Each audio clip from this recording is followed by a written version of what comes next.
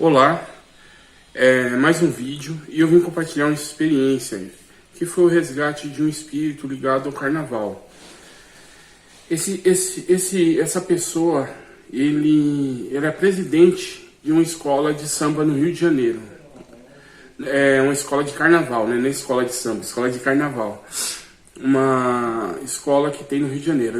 O nome não trouxeram para mim, não deixaram eu trazer o nome.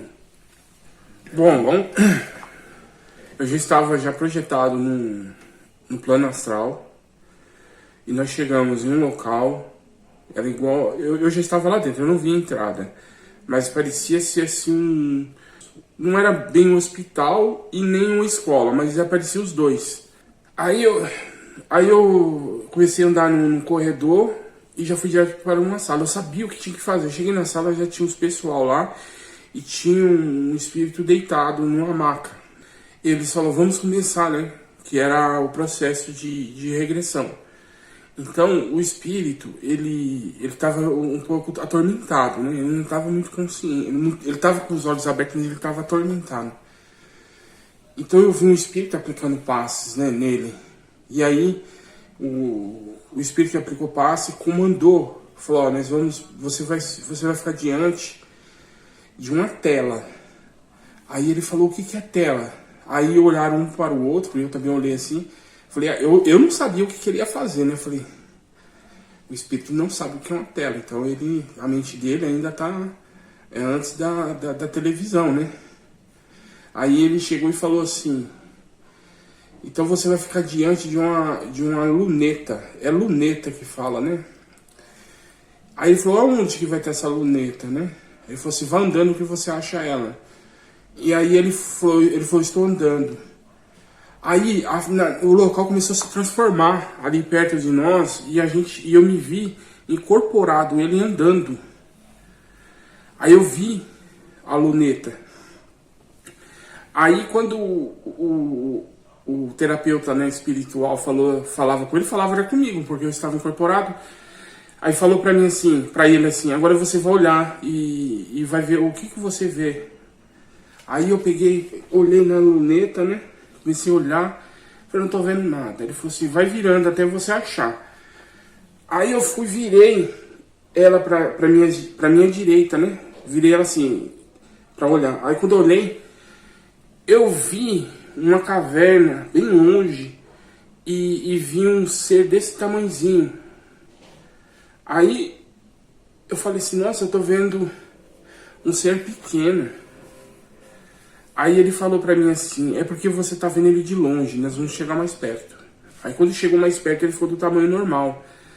Aí já não tava vendo pelo aparelho, eu tava vendo o ser. Era um ser igual um gnomo. E aí ele tinha barba, ele tinha a barba grandona, branca. Ele tinha muito pelo humano no corpo, né? Até nos dedos dele assim. Mas era um ser igual um ser humano. Orelha pontuda. O terapeuta falou assim para o espírito, ó, pergunta para ele o que você quiser perguntar, que ele é um ser que vai te responder tudo, toda dúvida que você tiver ele vai te responder.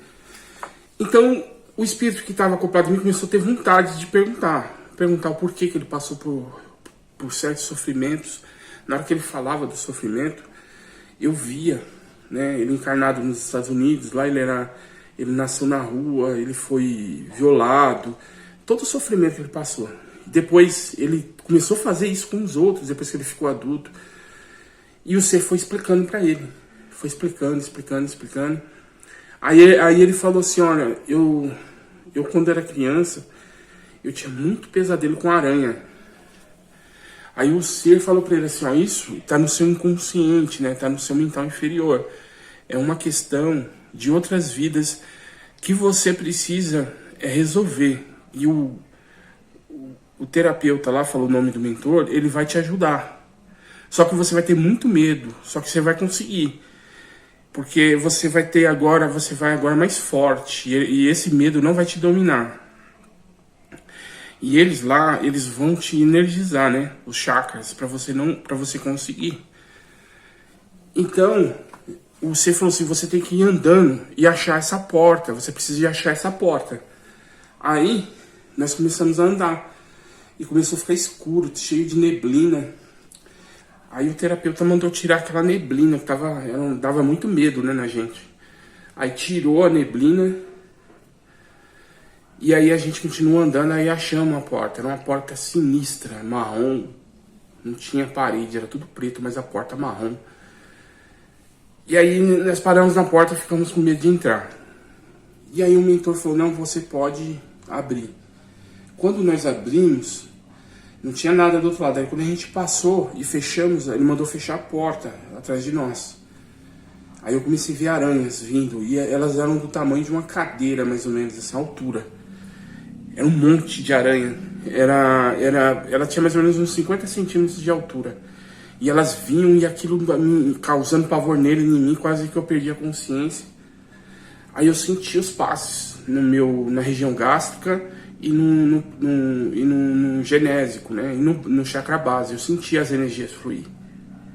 E lembrei dos mentores. Falei, são os mentores que estão lá ajudando para não ter medo.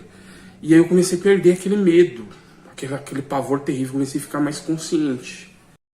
Então, até aí, a gente deixando de sentir um pouco mais daquele medo. Ele estava correndo, fechando, abrindo porta, fechando. E essas aranhas venciam as portas, passavam por baixo, estouravam a porta e vinha aquele monte de aranha, um monte. Aí chegou uma hora que eu cheguei e falei, não, nós temos que resolver isso daí. A gente vai ficar correndo até quando, né? Aí eu fui abrir um armário e falei, isso aqui deve ter algum veneno pra matar esse bicho. Aí eu vi um spray lá. Aí eu vi um spray daqueles que a gente joga nas feridas dos cachorros, que é pra a mosquito não colocar varejeira. Eu falei, eu vou jogar isso pra ver. Aí elas estavam passando, eu joguei, aí elas pararam de vir e ficaram pertinho, aquele monte de aranha assim. E eu comecei a olhar aquilo, aí eu comecei a pensar. Falei, isso é do meu inconsciente. Será que eu tô incorporado mesmo? Será que não é sobre mim esse tratamento? Porque aranha, geralmente, ela tá relacionada ao inconsciente, né? Será que eu tô me tratando, né? A respeito de mim? Aí eu comecei a sentir a presença do outro espírito. Então eu me transformei nele de novo, né? E aí eu falei assim, não, vou continuar. Aí eu falei pra ele assim, era isso aí que tava trazendo medo pra nós. Aí ele olhava também comigo, né? Eu e ele incorporavam. Aí aquilo começou a se desfazer. E aí o lugar já virou Rio de Janeiro. E aí ele começou a voltar para realmente a última reencarnação que ele teve, onde tinha até televisão tela, porque até o momento que o meu mentor chegou até ele na cabeça dele, ele tava com uma... Acho que ele ficou com tanto medo dessa reencarnação que ele teve, que ele bloqueou ela. Então nós acessamos a reencarnação que ele teve, a última, realmente. E aí eu vi ele em um centro, tipo de candomblé, umbanda, né? Eu acho que, eu não sei qual dos dois eram, mas era muito mais africano, né? E ele era o líder desse pessoal, ele era o médium que recebia as entidades, fazia a cura. E aí começou esse negócio de carnaval, de barracão de carnaval, de escola de samba, só que lá no Rio. E aí ele começou a ouvir de como que as pessoas ganhavam dinheiro. Aí ele ficou sabendo de um outro grupo lá, que lá eles chamavam barracão, parece, o cara não tinha nada, o grupo não tinha nada, o grupo tá todo mundo rico. E ele foi querer saber como que se fazia uma escola de samba, e ele aprendeu, e ele pegou o grupo dele, que era um centro espírita, e fundou uma escola de samba. E aí uma parte do grupo não queria, porque eles queriam só trabalhar, né, espiritualmente. Mas aí ele, achando que ia dominar o dinheiro e o lado espiritual, ele não consultou a espiritualidade lá. E aí ele falou, não, vamos fazer dois, vamos dividir no meio. E ele começou a dar muita atenção só para a escola de samba dele, que ele também ficou presidente dela. E largou de mão do compromisso espiritual com o grupo dele, o grupo karma dele. E aconteceu que ele começou a ganhar dinheiro, começou a vir político, né? Porque essas escolas de samba, ela dá muito voto para político. Pelo menos dava, né? Prefeito, vereador. Então vinha na época das eleições e eles pegavam muito dinheiro, né? É onde eles recardavam muito dinheiro. E realmente ficou rico por causa dessas coisas aí, esses dinheiros aí. E depois, né, nas histórias da escola de samba no futuro, a gente tem até em algum streamer aí contando, acho que é na Globo, dos bicheiros, que são os mafiosos que começaram a dominar as escolas, né? Que inclusive até matou alguns presidentes de algumas escolas para tomar conta, né? Acho que foi 1 ou 2 que começou a morrer, que mataram. Mataram para presidente de escola de samba para tomar conta. Então é um negócio, não foi um negócio abençoado. Então ele veio a desencarnar. Aí a gente chegou depois chegamos até, nós vimos fragmentos dessa reencarnação dele depois da escola de samba. Teve momentos que chegou pessoas desequilibradas no centro para serem tratadas, né, encaminhada, dominar sua mediunidade, e ele não estava lá e era coisas que tinham sido combinadas antes dele reencarnar. E aí vimos esses fragmentos, né, da reencarnação, de pontos importantes. Chegou a morte dele e quando ele desencarnou, ele estava vibrando numa frequência tão baixa que ele foi para um umbral. E lá no umbral, desculpa, ele começou a dominar uma certa falange que pertencia àquela dimensão. E ele subjugou o chefe e subjugou essa falange e virou chefe dessa falange. E aí depois ele começou a vir consequências disso que ele estava fazendo. Ele também estava influenciando muito espírito.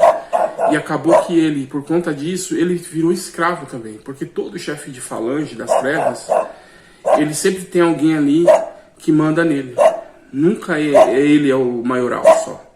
Sempre tem alguém por detrás. E aí ele passou a fazer as coisas e teve consequência. Conforme ele ia praticando ali aquilo que ele queria pro bem do poder dele, ele assinava karmas, né? Eu vou falar karmas, né? Ele assinava dívidas espirituais, ele atrasou muita gente. Então, nós vimos tudo isso. Aí ele ficou consciente. Aí houve um tratamento ali, ele ficou consciente.